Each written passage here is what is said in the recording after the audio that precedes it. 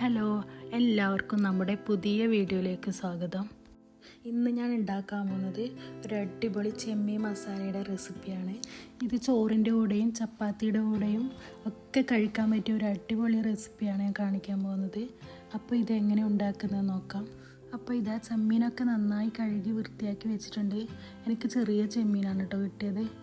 ഇനി ഇതിലേക്ക് ആവശ്യത്തിന് ഉപ്പും 1/4 ടീസ്പൂൺ മഞ്ഞൾപ്പൊടിയും ഇട്ടിട്ട് നന്നായി മിക്സ് ചെയ്ത് ഒരു മണിക്കൂർ വരെ മാറ്റി വെക്കാം. ഇനി ഇതിലേക്ക് വേണ്ടിയിട്ടുള്ള മസാലക്കായി 2 ഉള്ളി എടുത്തിട്ടുണ്ട്. ഞാൻ 2 വലിയ ഉള്ളിയാണ് എടുത്തത്. പിന്നെ ഒരു 10-12 വെളുത്തുള്ളിയാണ് എടുത്തത്. ഇനി മസാല തയ്യാറാക്കാം. പാത്രത്തിലേക്ക് 3 ടേബിൾ സ്പൂൺ ഓയിൽ ഒഴിച്ചു കൊടുക്കുക. ഇതിലേക്ക് അരിഞ്ഞു വെച്ച ഉള്ളി ഇട്ട് കൊടുക്കുക. നന്നായി വഴറ്റി കൊടുക്കുക. ഉള്ളി ഒന്ന് വാടി വരുമ്പോൾ അതിലേക്ക് വെളുത്തുള്ളി ഇട്ട് കൊടുക്കുക. 15 മിനിറ്റ് വരെ നന്നായി വഴറ്റി ഇതൊരു ഗോൾഡൻ കളറാകുമ്പോൾ തീ ഓഫ് ചെയ്യാം. ഇതൊന്ന് നന്നായി തണുക്കുന്നത് വരെ മാറ്റി വെക്കാം. ഇനി ഒരു പാനിൽ ആവശ്യത്തിന് എണ്ണ ഒഴിച്ച് നേരത്തെ മാരിനേറ്റ് ചെയ്ത് വെച്ച ചെമ്മീൻ ചെറുതായി ഗോൾഡൻ ആകുന്നത് വരെ ഫ്രൈ ചെയ്തെടുക്കാം.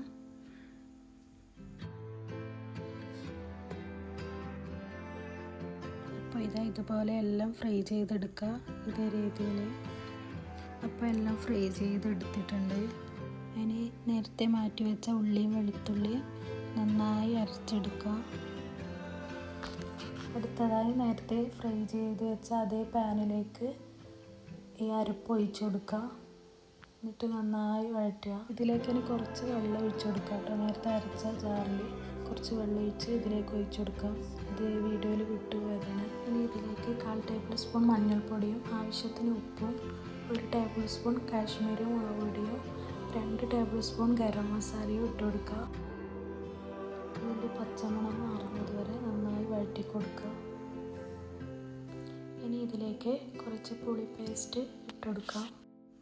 പുളിയൊക്കെ നന്നായി പിടിക്കുന്നത് വരെ നന്നായി വഴറ്റി കൊടുക്കുക.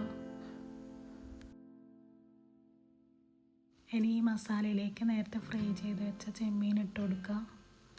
ചെമ്മീനിലേക്ക് നന്നായി മസാല പിടിക്കുന്നത് വരെ വഴറ്റി കൊടുക്കുക.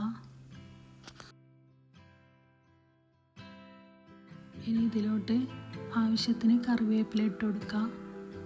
എന്നിട്ട് ഇത് ചെറിയ തീയിൽ കുറച്ച് നേരം അടച്ച് വെക്കാം.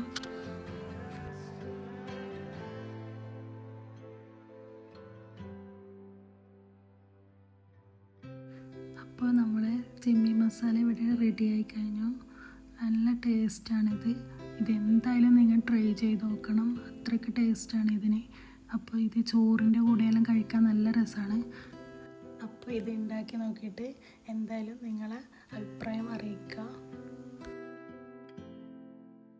അപ്പോൾ ഈ റെസിപ്പി ഇഷ്ടപ്പെട്ടാൽ വീഡിയോ ലൈക്ക് ചെയ്യാനും കമൻറ്റ് ചെയ്യാനും ചാനൽ സബ്സ്ക്രൈബ് ചെയ്യാനും മറക്കരുത്.